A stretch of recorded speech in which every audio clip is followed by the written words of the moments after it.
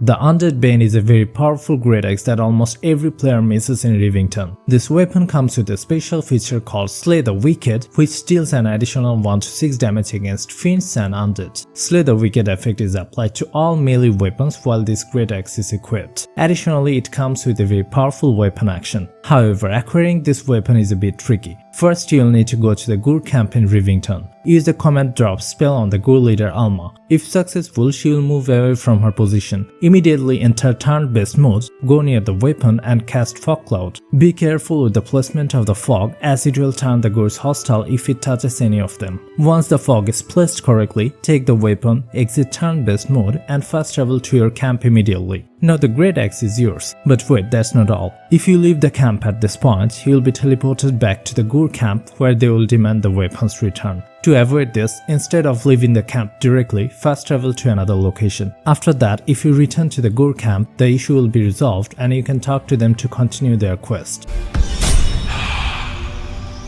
I believe by this time most of you already know about the secret merchant called Freyg Droger. In general, to get access to his secret stock, you'll need to approach him without SHADOWHEART in your party. Additionally, you'll need to pass a persuasion check. When you talk to him, he will mention that he collects exotic items from the refugees. He claims that he buys these items to help the refugees. However, before talking to him, if you examine the corpse near the windmill, you'll discover something new. If you loot the body, you'll find a gemless ring. By using Speak with Dead, you'll learn the whereabouts of the missing gem.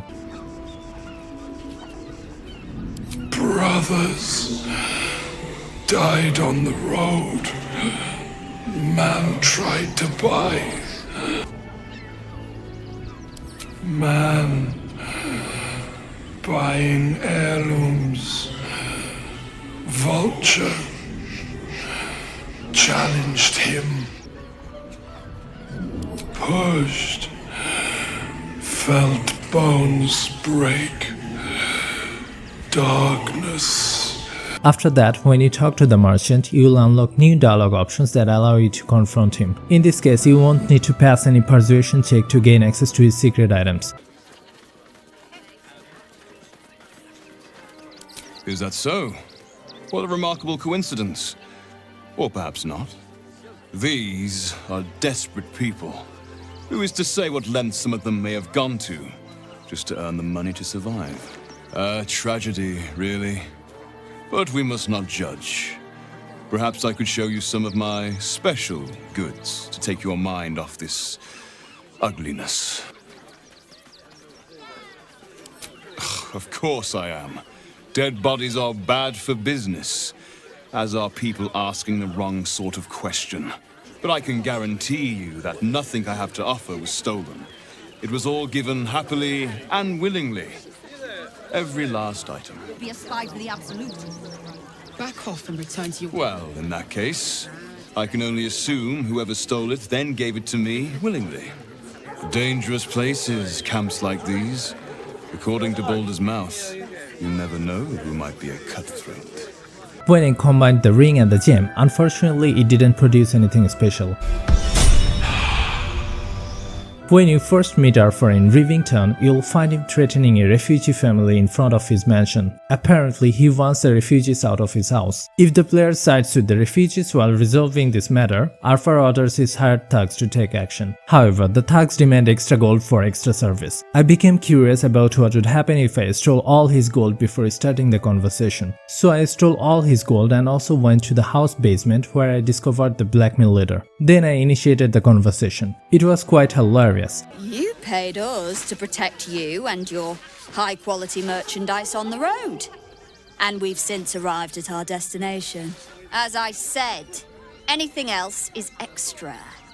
This is the last time I hire someone from the guild. Fine. Here's the extra. Finish the job.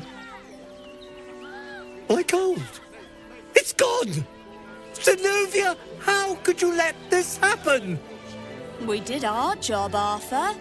Looks like your eyes were bigger than your purse. Come on, boys. Let's go home. Wait, please! You'll pay for this, you meddling reject! Bloody Zenobia and her bloody rats! truly no honor among their kind. However, it was a bit weird that later on he offered me gold again to calm the situation even though he had no gold left.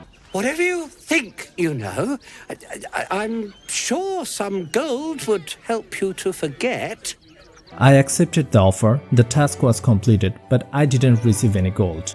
Before moving any further, I have a request. Please hit the subscribe button to get more contents like this. It costs you only a few seconds but fills my heart with joy and all my hard works get paid off. So please, do this. When you arrive at Rivington for the first time, a little girl named Yona will approach you and ask for help. Her mother has gone missing and she is worried about it. So far no one knows anything about her mother's whereabouts. We assume her mother is dead and that's all. There is no concrete evidence in general. However, if you play as a ranger, upon passing a nature check you will get an extra dialogue from the narrator that almost confirms the fate of her mother. She went looking for herbs.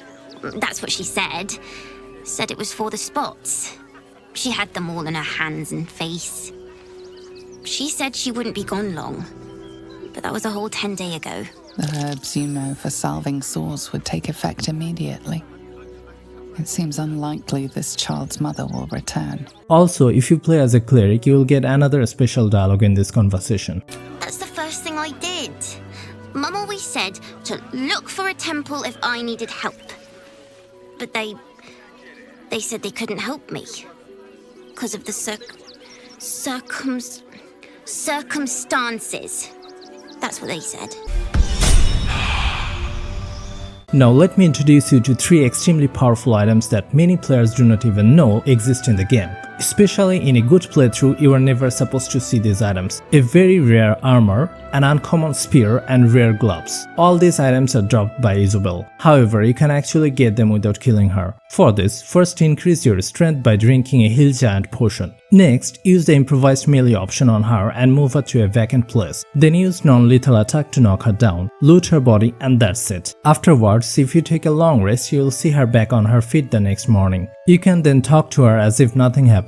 Everything will be normal. Look at her face. I really feel sad for her.